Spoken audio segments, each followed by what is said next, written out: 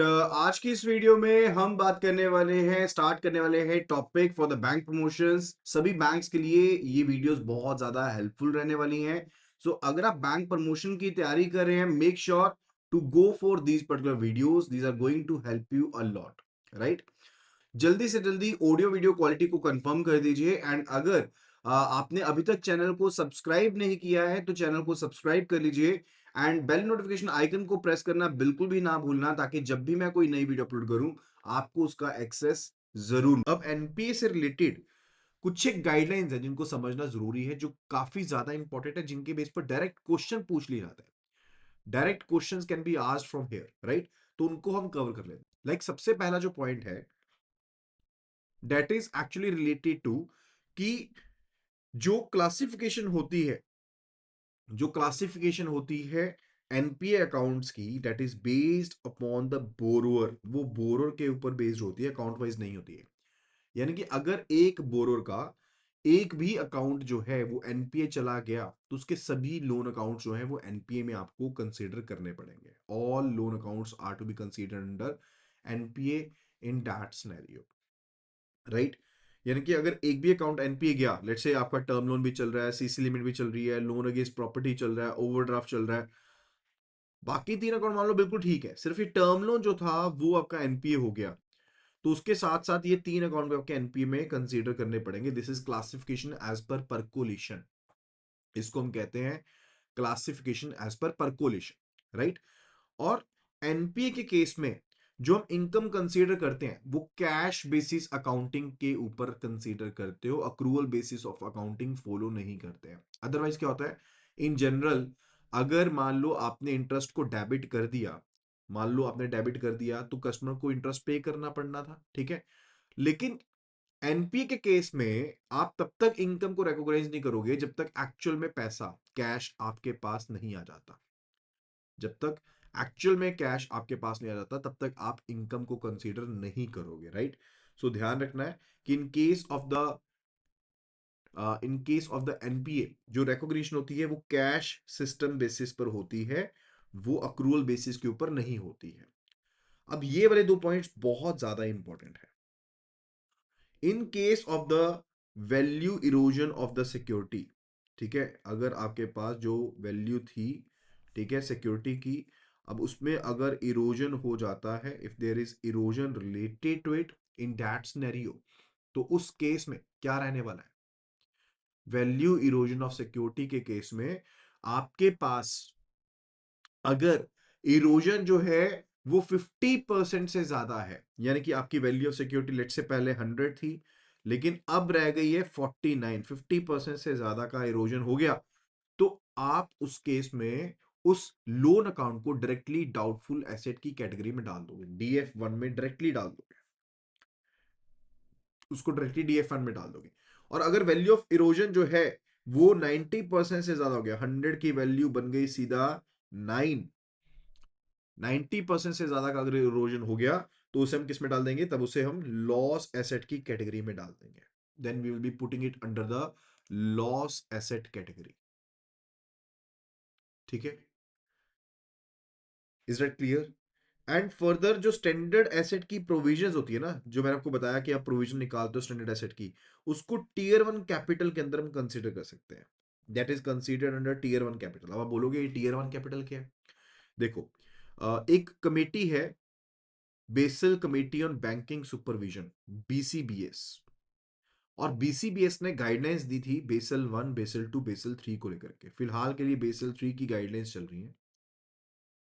तो इस Basel three की गाइडलाइंस के अकॉर्डिंग एक मिनिमम कैपिटल को मेंटेन करना होता है, that is we said to be regulatory capital. आपने सुना होगा कैपिटल एडिक्वेसी रेशियो में भी, ठीक है, या फिर आपने सीआरएआर, इसी को सीआरएआर भी कहते हैं, capital risk weight asset ratio भी कहते हैं। So this ratio is to be maintained, और इंडिया में ये रेशियो होती है जो वो मिनिमम 9% मेंटेन करनी होती है इन इंडिया। अदरवाइज जो स्टैंडर्ड है वो 8% का, लेकिन इंडिया में कम से कम ये आपको 9% की मेंटेन करनी पड़ती है, जो आपको मेंटेनेंस करनी पड़ती है, ठीक है। कैपिटल एडिक्वेसी रेशियो कहते हैं, या capital risk weight asset ratio कहते हैं, that is to be maintain at minimum of the 9% in India. Right. उसी में इसी कैपिटल को अगर हम बाइफरकेट करें अलग अलग लेवल में, तो बाइफरकेशन होती है like tier 1 capital, tier 2 capital, right, वो बाइफरकेशन है। वो फर्दर आगे क्या है, बाइफरकेशन होती है, राइट। तो उस सिनेरियो में कहा गया है कि जो स्टैंडर्ड एसेट की प्रोविजन होती है ना, उसको टीयर 1 कैपिटल, जो कि काफी लिक्विड कैपिटल मानी गई है, उसमें कंसीडर कर सकते हैं। There it is to be considered, right. Then further अगर हम बात करते हैं कि अगर किसी लोन में गारंटी दी है स्टेट गवर्नमेंट ने, where the state government has guaranteed the advances, right, तो उसे हम कंसीडर करेंगे एक नॉर्मल लोन की तरह, उसे हम कंसीडर करेंगे नॉर्मल लोन की तरह। लेकिन जहां पर सेंट्रल गवर्नमेंट ने गारंटी दी है, वहां पर the account will be evergreen. Evergreen का मतलब है वहां पर जो एनपीए के प्रोविजंस हैं वो लागू नहीं होंगे, चाहे आपका अकाउंट डिटोरेट हो जाए, कुछ भी हो जाए, तो आपका अकाउंट हमेशा वो एवरग्रीन ही रहेगा, स्टैंडर्ड एसेट में ही शामिल रहेगा, if it is guaranteed by the central government. अगर सेंट्रल गवर्नमेंट के द्वारा गारंटीड है उस सिनेरियो में, राइट। फर्दर मैंने आपको बताया थे लास्ट वीडियो में आउट ऑफ ऑर्डर कब होता है अकाउंट, इन सभी चीजों के बारे में आई told you about all these things कि आउट ऑफ ऑर्डर कब होता है आपका account, right, and all the things. तो वहां पर एक पॉइंट हमारा जो कवर करना पेंडिंग है, दैट वाज रिलेटेड टू कि नॉन फाइनेंशियल रीजन से भी आपका सीसी लिमिट अकाउंट ओवर आपका आउट ऑफ ऑर्डर हो सकता है, in case if it is required कि आपको स्टॉक स्टेटमेंट सबमिट करनी थी, लेकिन वो 3 महीने हो गए आपने सबमिट नहीं करी है, तो 3 महीने के बाद वो आउट ऑफ ऑर्डर हो जाएगा, आउट ऑफ ऑर्डर हो जाएगा। And further out of order अगर हो गया तो उसके बाद क्या होएगा, 90 डेज के बाद वो क्या हो जाएगा, आपका एनपीए हो जाएगा, that will be considered as NPA in that scenario, right. And जिस पर्टिकुलर सीसी लिमिट के केस में आपने रिन्यू या रिव्यू नहीं करवाया है, ओवरड्यू हो गया 6 महीने से ज्यादा में, उसको भी एनपीए की कैटेगरी में डाल दिया जाएगा।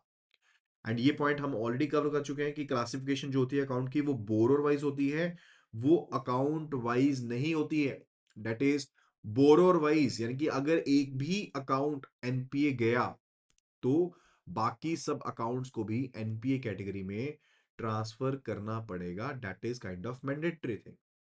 एंड इन केस अगर कंसोर्शियम एडवांस है, कंसोर्शियम एडवांस होते हैं जहां पर मल्टीपल बैंक अरेंजमेंट होता है, राइट, सिंडिकेशन होती है, मल्टीपल बैंक्स मिल गए और उन्होंने मिलकर के एक पर्सन को पैसा उधार पर दिया हुआ है, एंड लेट्स से उन्होंने पेरी पासू चार्ज क्रिएट किया है।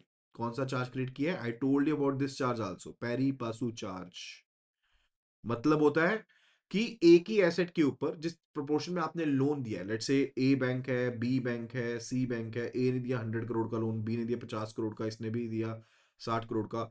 अब as per the proportion of the loan ये अपना एक चार्ज क्रिएट कर देंगे इस एसेट के ऊपर, सिंगल एसेट है, इंडिविजुअल एसेट है, उसके ऊपर चार्ज क्रिएट कर देंगे, that is a pari passu charge, right. तो कंसोर्शियम एडवांसेस के अकॉर्डिंग हर एक बैंक को क्लासिफिकेशन जो करनी पड़ेगी वो अपने खुद की रिकवरी के हिसाब से करनी पड़ेगी।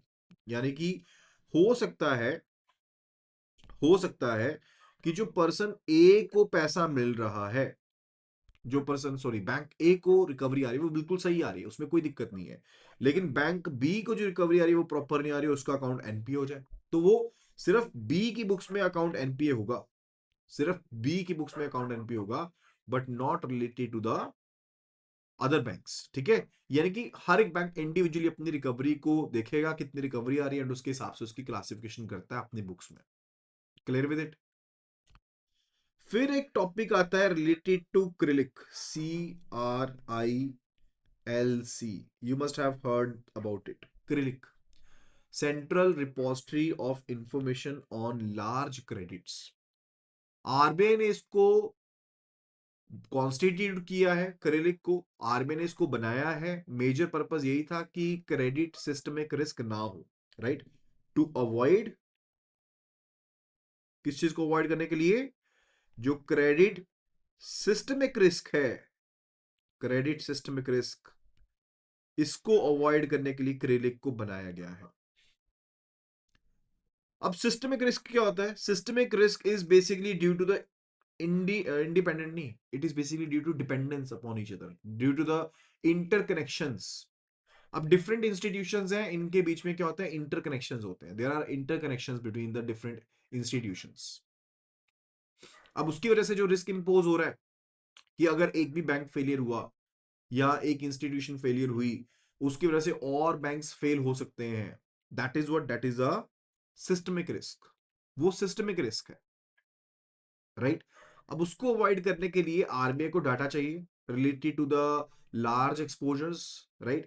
तो आरबीआई ने क्रेडिट को बना दिया एंड उसमें ये कह दिया कि जहां पर बोरोर का एक्सपोजर, बोरोर के ऊपर जो एक्सपोजर है for large borrowers basically, exposure where it is greater than और equal to 5 crore rupees, 5 crore या उससे ज्यादा है, उसकी रिपोर्टिंग किसके पास करनी पड़ेगी, क्रिलिक के पास करनी पड़ेगी। कितना अमाउंट चला गया, कितना पेंडिंग रह गया, ये सब चीजें बतानी पड़ेंगी। और खास करके उन लोन्स के लिए जहां पर आपका स्टेटस एसएमए है, स्पेशल मेंशन अकाउंट का स्टेटस बन गया है, ठीक है, उनकी रिपोर्टिंग भी मैंडेटरी है। एसएमए 2 का स्टेटस, किसका स्टेटस, एसएमए 2 का स्टेटस। एसएमए 2 का मतलब क्या होता है, overdue is great is basically 61 to 90 days, उनकी रिपोर्टिंग करनी पड़ेगी।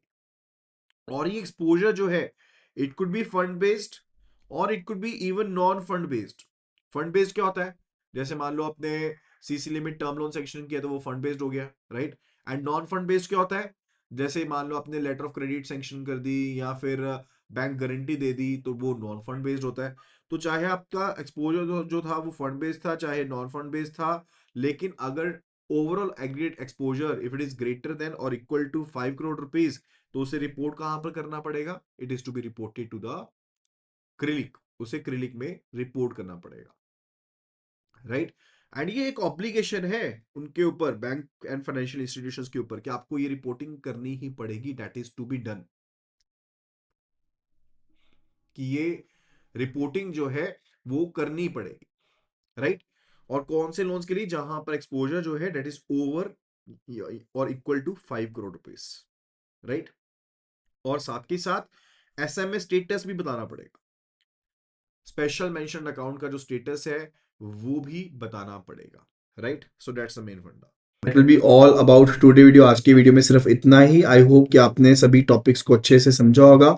अगर किसी भी तरह का डाउट है तो you can be letting no in the comment section and further do download the application from the link iibf24/app। And अगर आप iOS यूजर हैं, it will be asking for the ORG code which is GEGKT।